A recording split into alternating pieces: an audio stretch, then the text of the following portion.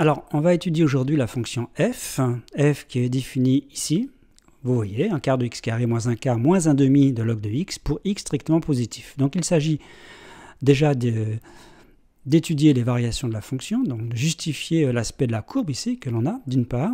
Et ensuite, ce que l'on fera, vous voyez, je vais zoomer, et j'aimerais calculer l'aire exact qu'il y a sous la courbe et entre les deux axes. Ça veut dire sous la courbe et entre l'axe des ordonnées et l'axe des abscisses. C'est-à-dire toute cette aire-là, vous voyez, toute cette aire-là. Alors évidemment, cette surface-là, elle est illimitée puisque la courbe ne touche jamais l'axe des ordonnées, mais je voudrais quand même avoir l'aire de cette surface illimitée. Alors pour cela, la méthode consiste à prendre un réel A, ici, pour bien voir ce qui se passe. On se prend un réel A qui sera compris entre 0 et 1. On calculera l'aire donc sous la courbe et sur l'intervalle A1. Puis après, on en fera la limite quand A tend vers 0, en espérant que cette limite soit finie. Alors on va commencer par les variations. Donc pour cela, il faut calculer la dérivée f' de x. Donc ici, ça fait 1/2 de x, la dérivée de x carré c'est 2x, ici moins 1/2 fois 1 sur x. Donc on peut mettre 1/2 en facteur et réduire au même dénominateur.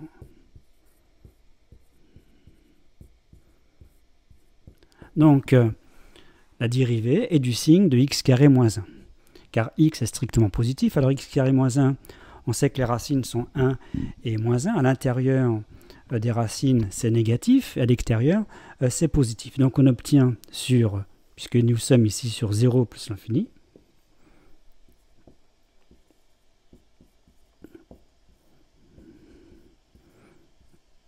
ce signe-là pour f'. Et donc on obtient les variations de f. Elle est décroissante et croissante. Le minimum est atteint pour x égale 1. Et si on replace x par 1 dans f, 1/4 moins 1/4, ça fait 0. Et log de 1, ça vaut 0. Donc ici, ça fait 0. C'est exactement ce que l'on a vu. Alors maintenant, les limites. Les limites en plus l'infini et en moins l'infini. En 0, pardon. Alors en 0, c'est plus simple. Parce qu'en 0, 1/4 de x carré, ça tend vers 0. Moins 1/4, c'est moins 1/4. Donc tout ça, ça tend vers moins 1/4. Et on sait que log de x tend vers moins l'infini. Donc moins 1/2 de log de x, ça tend vers plus l'infini. Et pour la limite en plus l'infini, en fait, 1/4 de x carré moins 1/4, ça se comporte comme 1/4 de x carré, donc la limite c'est plus l'infini. Et ça tend vers plus l'infini aussi. Donc on a une forme indéterminée. Donc pour cela, on a un petit changement d'écriture à faire. Alors j'ai fait ce changement d'écriture. Voilà, j'ai simplement mis alors le moins 1/4 ici, il ne me gêne pas pour la limite en ici plus l'infini, donc je l'ai mis de côté. En fait, c'est simplement ces deux termes que je considère. Et dans ces deux termes, j'ai mis en fait x carré sur 4 en facteur. Donc si je mets x carré sur 4 en facteur, j'ai 1. Et là, j'ai moins 2 log de x sur x carré. Bon. Alors pourquoi je fais ça? Parce que tout simplement, on sait que là, en plus l'infini, ça tend vers 0. Ça fait partie des limites de référence, croissance comparée. Donc tout ça, ça va tendre vers 1. Et x carré sur 4, plus l'infini. Ça, c'est quand x tend vers plus l'infini.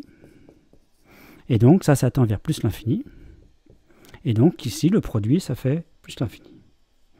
Donc on a déjà justifié les variations de la fonction f. Bon, maintenant reste le calcul d'aire. Donc je veux calculer cette aire-là, que je vais appeler A, qui dépend donc du réel A, qui est strictement compris entre 0 et 1. A compris entre 0 et 1. Alors, je vous rappelle que cet axe-là, l'axe des ordonnées, est asymptote, puisque la limite en 0, c'est plus l'infini, donc c'est une asymptote. Que cet axe-là, donc ici, là, c'était le minimum. On sait que pour x égale 1, ça vaut 0, ça c'est le minimum, donc je n'ai pas tracé de l'autre côté, c'est pas la peine.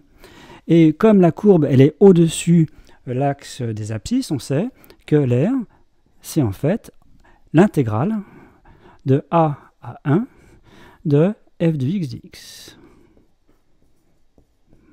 Donc c'est une intégrale. Ici, l'air étant exprimé en unité d'air. Je vous rappelle qu'une intégrale n'a pas d'unité. Une aire, ça a une unité. Alors ça coïncide à condition que l'air soit exprimé en unité d'air. En fait, l'intégrale, c'est la mesure de l'air, ici, en unité d'air. Bon, donc il faut faire ce calcul-là. Et j'aurai ainsi cette aire-là, puis après on fera la limite quand a tend vers 0. Et comme ça, j'aurai toute cette aire-là, cette aire, ici, c'est celle qui est cherchée, de ce domaine qui est censé être donc illimité, puisqu'ici c'est une asymptote. Alors, pour calculer cette intégrale, il me faut une primitive de petit f. Donc c'est ce qu'on va faire. Donc je note grand F, une primitive de petit f. Eh bien, une primitive de x2, c'est x cube sur 3. Donc ici, ça va donner déjà 1/12 de x cube. Une primitive de 1 quart, c'est 1 quart de x, moins 1 quart de x, moins 1 demi. Et une primitive de log de x, on avait vu une formule, c'était x log de x moins x.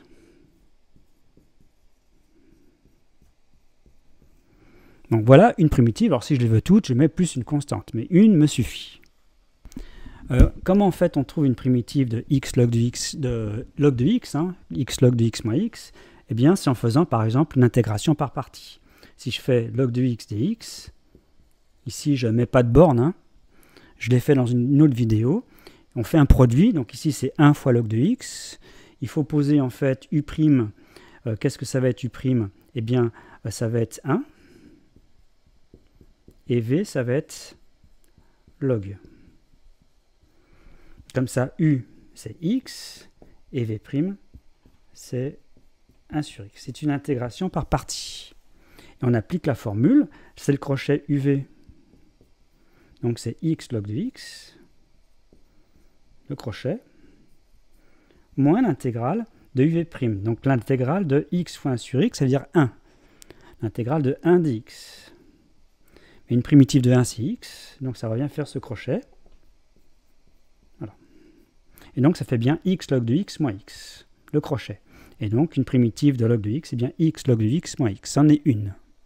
C'est ce que j'écris ici. Je le fais rapidement, mais c'est dans une autre vidéo. Donc, on sait que l'intégrale, ici, l'intégrale de a à 1 de petit f dx, c'est une formule générale avec une primitive, c'est grand F de 1 moins grand F de a. Et ça, c'est l'air.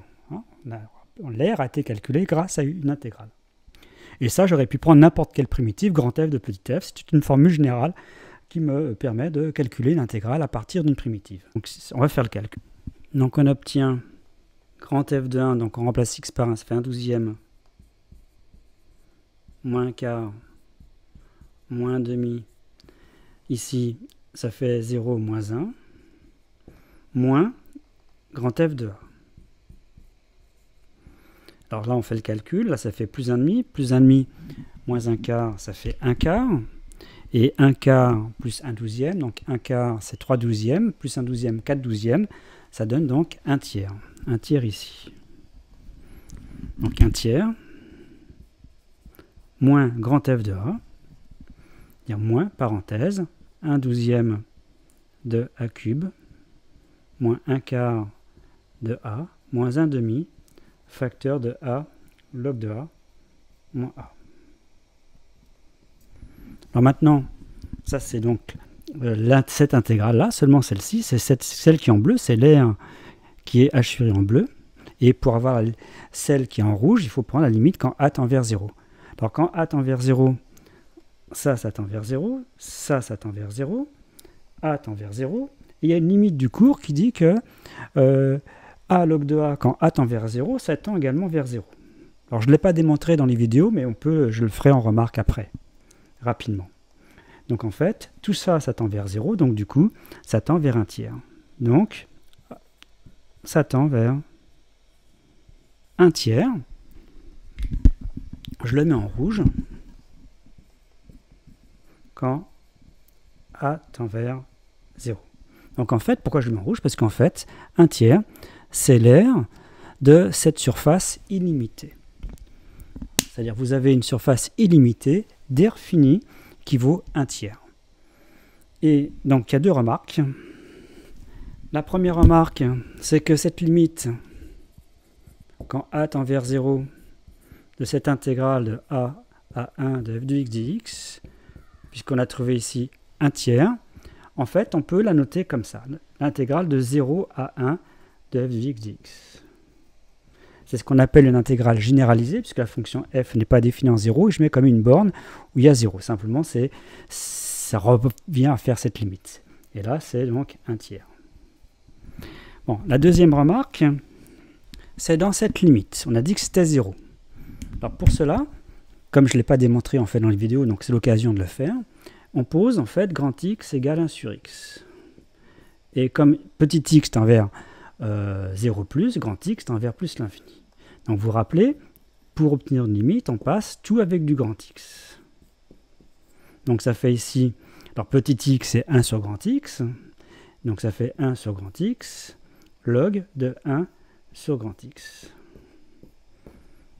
Donc ça me donne limite. Alors log de 1 sur grand x c'est moins log de grand x, donc ça fait moins limite de log de grand x sur grand x, quand x tend vers plus l'infini. Et là, vous voyez, log de grand x sur grand x, quand grand x tend vers plus l'infini, ça c'est une limite du cours, qu'on a ça qui a été démontré, c'est 0. Donc ça fait bien 0, égale 0. Donc ça démontre cette limite.